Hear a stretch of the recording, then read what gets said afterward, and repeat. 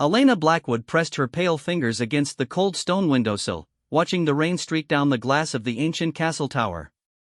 The storm outside mirrored the turmoil in her heart as she prepared for another night of wandering through the empty halls of her father's kingdom. At 19, she had lived more years than most mortals ever would, yet she felt more lost than a child abandoned in the wilderness. Her father, King Damian Blackwood, ruled the vampire realm with an iron fist and centuries of accumulated wisdom.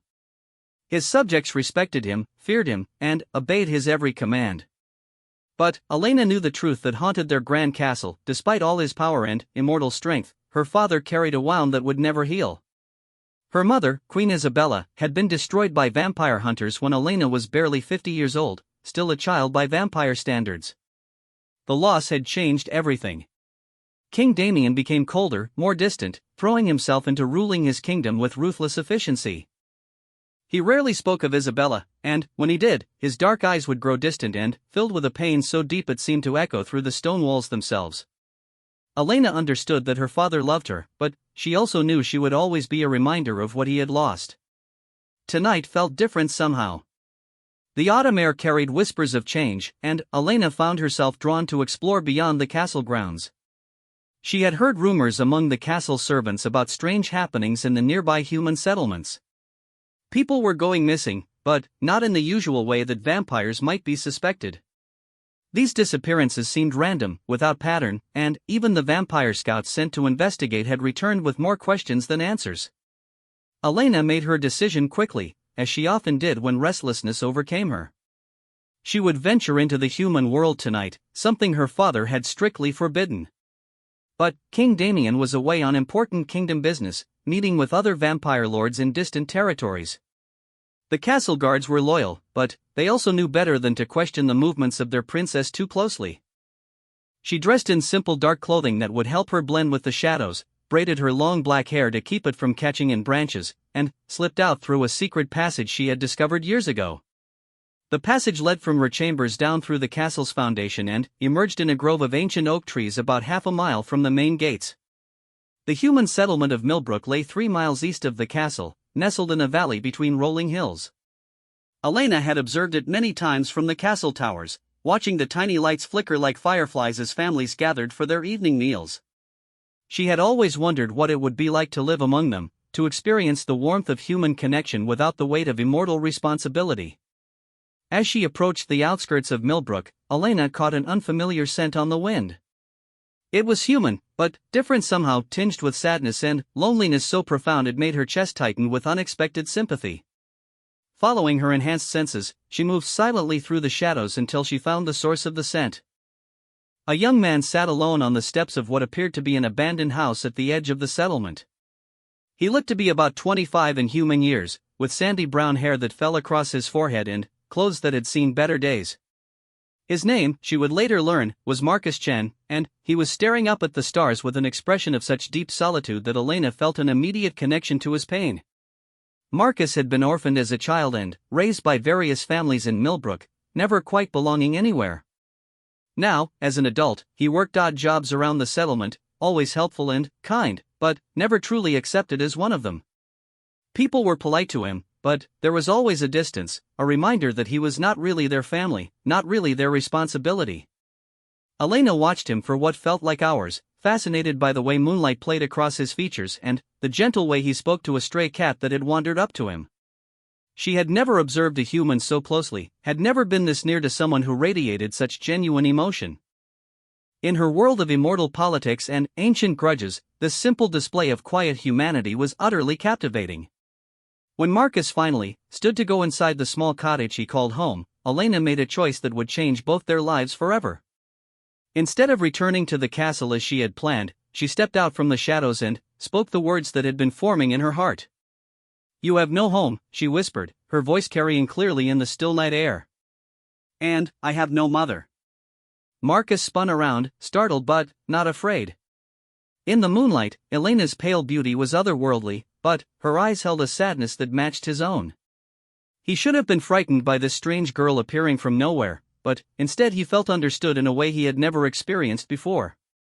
"Who are you?" he asked softly, taking a step closer rather than backing away. Someone who knows what it means to be alone in a place surrounded by others, Elena replied, surprising herself with her honesty. She had not planned to reveal so much, but something about Marcus made her want to drop the careful wall she had built around her heart. They stood in silence for a moment, studying each other across the small distance that separated their worlds. Elena knew she should leave, should return to the castle before her absence was discovered. But Marcus's presence felt like sunlight after endless winter nights, and she found herself reluctant to step back into the shadows. "I live here," Marcus said, gesturing to the cottage behind him, "but you're right. It's not really home. It's just a place where I sleep and keep my few possessions." "I live in a castle," Elena admitted, "surrounded by servants and luxury, but I understand exactly what you mean." The confession hung between them like a bridge neither was sure they should cross. Elena had never spoken so openly about her loneliness, and Marcus had never met anyone who seemed to truly comprehend the difference between having a place to live and having a home. "Would you like to sit?"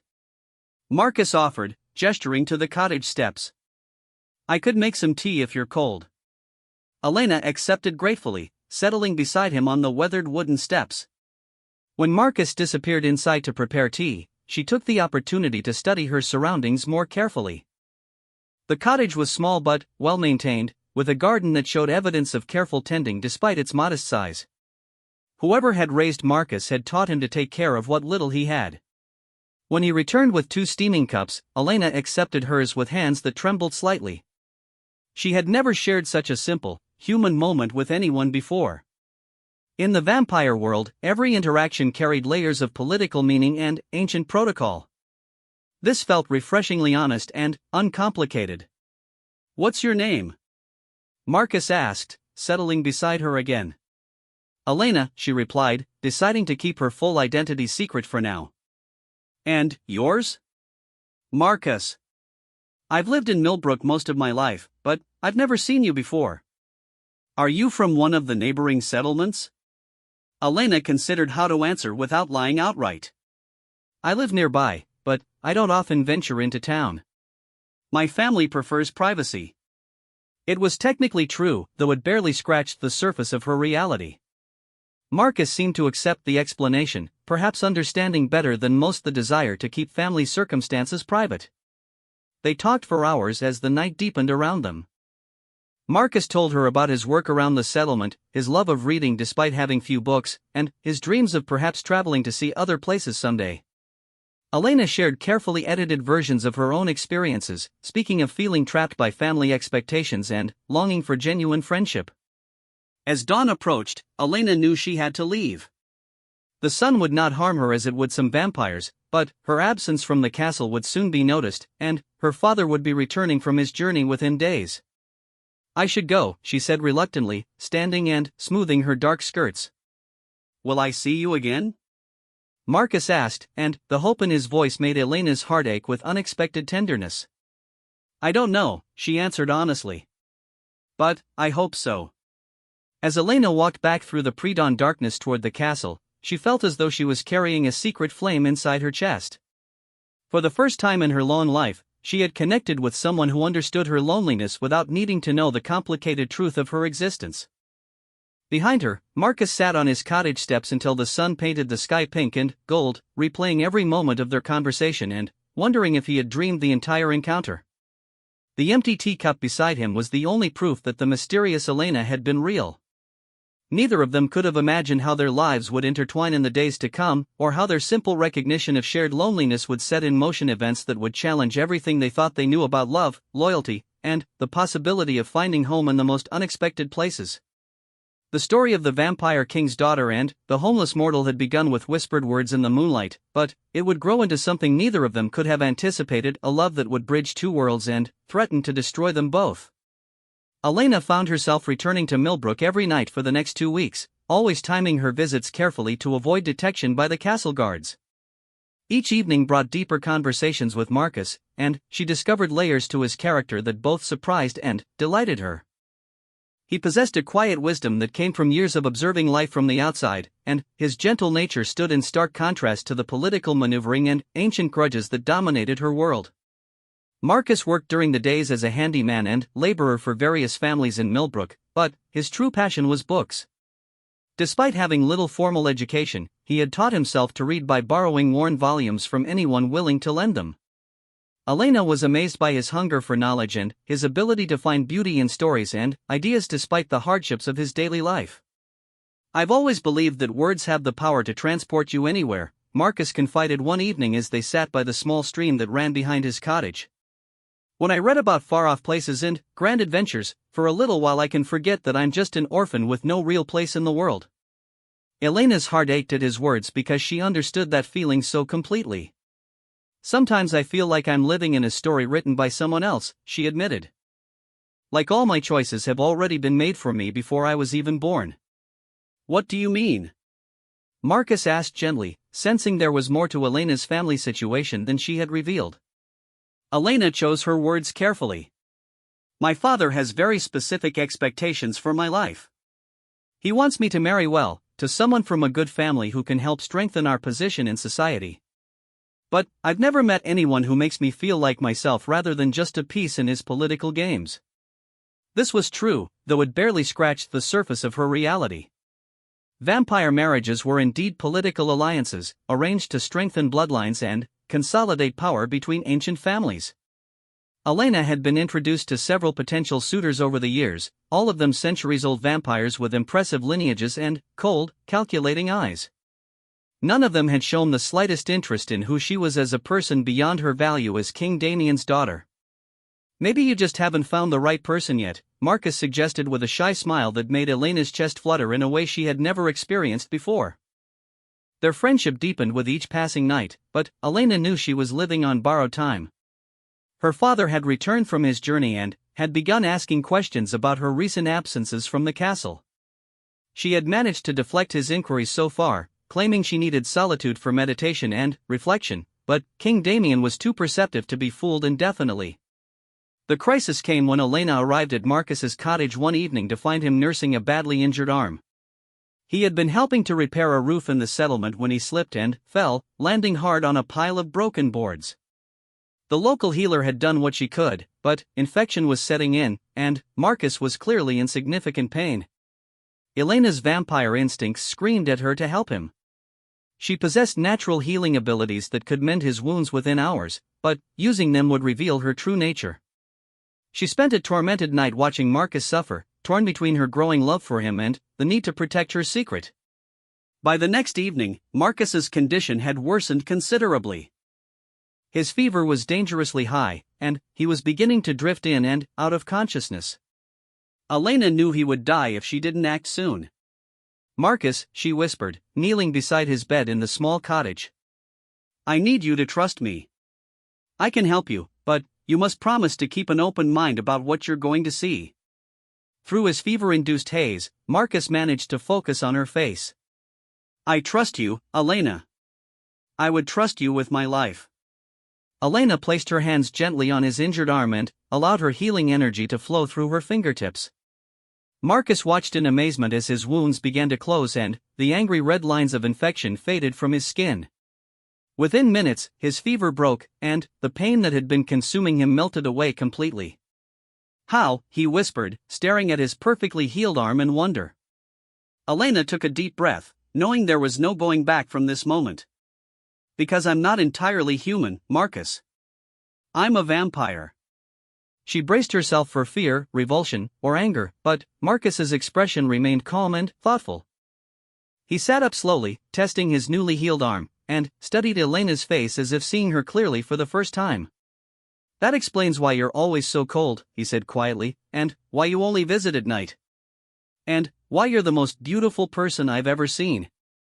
"You're not afraid?" Elena asked, hardly daring to believe his calm acceptance. "Should I be?" Marcus countered. "You've done nothing but show me kindness and friendship. You just saved my life. Why would I be afraid of someone who has brought nothing but light into my darkness?" Elena felt tears she didn't know she could still shed begin to fall down her cheeks. "My father is King Damien Blackwood. I'm vampire royalty, Marcus. My world and yours are supposed to be enemies." Marcus reached out and gently wiped her tears away. I don't care about your father's title or what our worlds are supposed to be. I care about you, Elena. Just you. For the first time in her long life, Elena felt truly seen and accepted for who she was rather than what she represented. She kissed Marcus then, pouring all her longing and gratitude into that single moment of connection. He responded with equal tenderness, and Elena realized she had found something she hadn't even known she was searching for. But their happiness was short-lived. 3 nights later, Elena arrived at the cottage to find it surrounded by her father's guards. King Damien stood in the small garden, his tall figure imposing even among the flowers Marcus had carefully tended. His dark eyes blazed with fury when he saw Elena emerge from the shadows. "So it's true," he said, his voice carrying the weight of disappointment and rage. "My daughter, the princess of our realm, has been consorting with humans. With mortals." "Father, please let me explain," Elena began, but King Damien raised a hand to silence her. "There is nothing to explain. You have dishonored our family and endangered our entire kingdom with your foolishness. Guards, destroy the human. Make it swift." "No!" Elena threw herself between the guards and Marcus, who had emerged from the cottage looking confused but unafraid. "If you harm him, you'll have to go through me first." King Damien's expression grew even colder. "You would choose a mortal over your own family? Over your own kind?" "I choose love over duty," Elena declared, surprising herself with the strength in her voice. "I choose someone who sees me as Elena rather than as a political asset. I choose the person who makes me feel alive for the first time in my existence." "Love," King Damien spat the word as if it tasted bitter. "Love destroyed your mother and nearly destroyed me. I will not watch it destroy you as well." "Mother died because vampire hunters killed her," Elena protested. "Not because she loved. Your mother died because she insisted on maintaining connections with the human world," King Damien revealed, his voice heavy with old pain. "She refused to cut ties with her mortal family even after her transformation. The hunters found her through those connections. Love made her vulnerable, and vulnerability made her dead." Elena felt the ground shift beneath her feet as she realized the truth her father had hidden from her for decades. Her mother hadn't died randomly, she had died because she couldn't fully leave her human life behind when she became a vampire. "That doesn't change anything," Elena said firmly, though her voice shook with the weight of this revelation. "I won't live in fear of what might happen. I won't let the possibility of loss keep me from experiencing real love." King Damien studied his daughter for a long moment, and Elena saw something flicker in his eyes that might have been respect mixed with grief. "Then, you have made your choice," he said quietly. "But you cannot remain in my kingdom while maintaining this association. I cannot protect you from the consequences of your decisions, and I will not watch history repeat itself." The ultimatum hung in the air like a blade. Elena looked between her father and Marcus, realizing that she was being forced to choose between the only world she had ever known and the only person who had ever made her feel truly alive. "If Elena leaves, I'm going with her," Marcus said suddenly, stepping forward to take her hand. "I have nothing holding me to Millbrook, but I have everything in the world to gain by staying with her."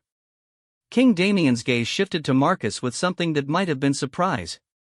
"You would abandon your human life to follow a vampire into exile? Do you understand what you're offering, mortal?" "I understand that Elena is the best person I've ever known," Marcus replied steadily. "Human or vampire, it doesn't matter. Where she goes, I go." Elena felt her heart swell with love and gratitude for Marcus's unwavering loyalty, but she also felt the crushing weight of what their decision would mean. She would lose her family, her inheritance, her place in vampire society. They would be outcasts, belonging fully to neither world. "Very well," King Damien said after a long silence.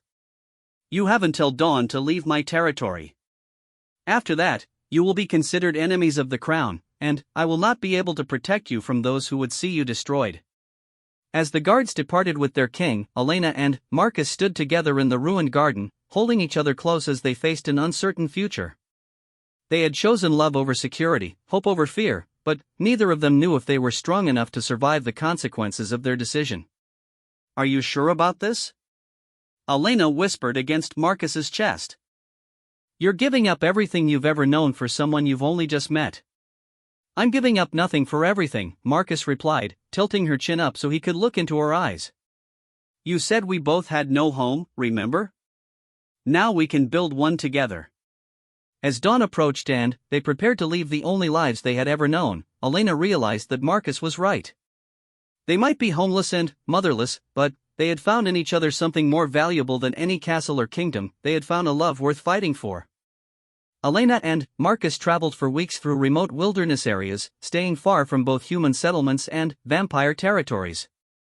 They moved primarily at night to accommodate Elena's natural rhythms, and during the day they took shelter in abandoned buildings, caves, or dense forests where the sun couldn't reach her easily. Their exile proved more challenging than either had anticipated.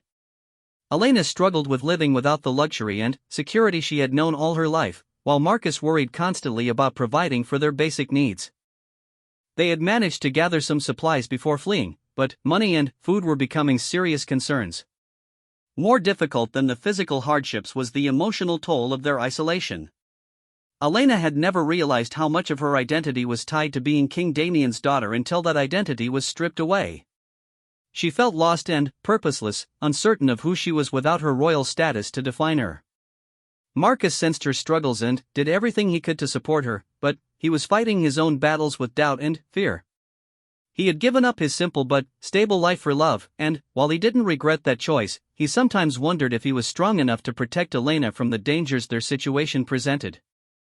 Their fortunes began to change when they encountered Sarah and Michael Winters, a middle-aged human couple who ran a small trading post at the crossroads of several remote mountain passes. Sarah was a healer who had studied both traditional medicine and older, more mystical arts, while Michael was a blacksmith who had seen enough of the world to recognize supernatural beings when he met them. The couple found Elena and Marcus sheltering in their barn during a fierce snowstorm, both of them exhausted and hungry from days of difficult travel. Instead of turning them away or demanding explanations, Sarah and Michael simply offered them warmth, food, and a safe place to rest. We've seen all kinds pass through here over the years, Michael explained as they sat around the trading post's fireplace. Vampires, werewolves, fey folk, and plenty of humans running from things they don't want to talk about. We don't judge, and we don't ask questions unless folks want to share. Elena found herself opening up to Sarah in a way she hadn't expected. The older woman had a maternal warmth that Elena had missed desperately since losing her mother centuries ago. Sarah listened without judgment as Elena shared the story of their exile, offering comfort and practical advice in equal measure. Love like yours is rare, Sarah told Elena one evening as they worked together preparing herbal remedies. It's the kind that changes the world, but it's also the kind that the world often tries to destroy. You and Marcus are going to face challenges that will test everything you believe about each other and yourselves. How do we survive it? Elena asked, grateful to finally have someone to confide in who understood both supernatural and human nature. By remembering that home isn't a place, Sarah replied wisely. It's the person who makes you feel safe and loved regardless of where you are or what you're facing. Michael, meanwhile, took Marcus under his wing and began teaching him practical skills that would help them survive on their own. He showed Marcus how to forge basic tools and weapons, how to hunt and preserve food, and how to read the signs that would warn them of approaching danger. Elena's got supernatural abilities, but you're her anchor to humanity, Michael told Marcus during one of their training sessions. She needs someone who can help her remember what it feels like to choose compassion over power. That's a heavier responsibility than most people realize. Elena and Marcus spent 3 months with the Winters family, learning skills and rebuilding their strength and confidence. During this time, their relationship deepened beyond the initial passion and romantic idealism that had driven their decision to flee together. They learned to work as a team, supporting each other through difficult moments and celebrating small victories together. But their peaceful interlude was shattered when vampire hunters arrived at the trading post, following rumors of supernatural activity in the area. Elena recognized them immediately as members of the same group that had killed her mother, the Silver Cross Society, a secretive organization dedicated to eradicating vampires from the world. The hunters were led by Catherine Sterling, a woman whose family had been vampire hunters for generations. She was skilled, ruthless, and completely dedicated to her cause. When she learned that Elena was vampire royalty, she saw an opportunity to strike a devastating blow against the vampire kingdom. The princess of the bloodsuckers, hiding among humans like a common refugee, Catherine sneered as her hunters surrounded the trading post. Your father will pay handsomely to get you back, won't he? Or perhaps he'll thank me for removing the embarrassment you've become. Elena knew that King Damien would never negotiate with vampire hunters, even for her life. His rigid principles and the trauma from her mother's death would prevent him from showing any weakness that might endanger other vampires. She and her friends were on their own. The battle that followed tested everyone's courage and loyalty. Elena fought with the full power of her vampire heritage, moving with supernatural speed and strength to protect the people who had shown her kindness. Marcus proved himself to be remarkably brave, using his newly learned combat skills and his intimate knowledge of Elena's fighting style to watch her back and cover her vulnerable moments. Sarah and Michael fought alongside them, revealing that they had faced supernatural threats before and knew how to handle themselves in dangerous situations. Sarah used her knowledge of herbs and potions to create weapons that could harm the hunters, while Michael's smithing skills had prepared him to forge weapons specifically designed to fight supernatural enemies. Despite their courage and determination, they were outnumbered and outgunned. Just when it seemed like the hunters would overwhelm them, unexpected help arrived in the form of Victoria Blackwood, Elena's cousin and one of the few vampire nobles who had always disapproved of King Damien's harsh policies. Victoria brought with her a small group of vampire rebels who believed that the old ways of keeping vampires and humans completely separate were outdated and dangerous. They had been watching Elena's situation from a distance, waiting for the right moment to offer their support. Uncle Damien may have disowned you, Victoria told Elena as they fought side by side against the hunters, but not all of us agree with his decision. There are vampires who believe in what you and Marcus represent, the possibility of a different future. The combined force of vampires and humans working together proved too much for the Silver Cross Society hunters. Catherine Sterling and her surviving followers were forced to retreat, but not before she promised that they would return with greater numbers and better weapons. In the aftermath of the battle, Elena realized that their exile had evolved into something much larger than a simple love story. They had become symbols of a new way of thinking about the relationship between vampires and humans, and people on both sides were watching to see whether their experiment in cooperation could survive. Sarah and Michael decided to close their trading post and join Elena and Marcus in their travels, believing that their skills would be valuable in building bridges between the supernatural and human worlds. Victoria and her rebel vampires pledged their support as well, forming the core of what would become a growing movement for peaceful coexistence. As they prepared to leave the mountains and venture into a wider world full of new challenges, Elena took Marcus's hand and looked back at the path that had brought them to this moment. They had started as two lonely individuals who recognized their shared pain, but they had become leaders of a cause that could change both their worlds. Do you ever regret it? She asked Marcus as they stood together watching the sunrise paint the mountain peaks gold and pink. All the comfort and security you gave up for this uncertain life? Marcus smiled and pulled her closer. How can I regret the choice that led me to you and to this purpose? We've found our home, Elena. It's not a place, it's this mission we're building together, this vision of a world where love matters more than ancient prejudices. Elena kissed him softly, tasting the truth in his words. They had indeed found their home, not in any building or kingdom, but in the love they shared and the hope they were creating for others who refused to be limited by the circumstances of their birth. As they began their journey toward an uncertain but hopeful future, Elena whispered the words that had started their story but now held new meaning: you have no home, and I have no mother. Then, she added what had grown from that shared recognition of loss: but together, we have everything we need to build something better. Their story had begun with loneliness and exile, but it was becoming something much more powerful, a testament to the transformative power of love and the courage required to choose hope over fear, connection over isolation, and change over the safety of familiar limitations. The Vampire King's daughter and the lonely orphan had found in each other not just romantic love, but the foundation for a revolution that would reshape both their worlds.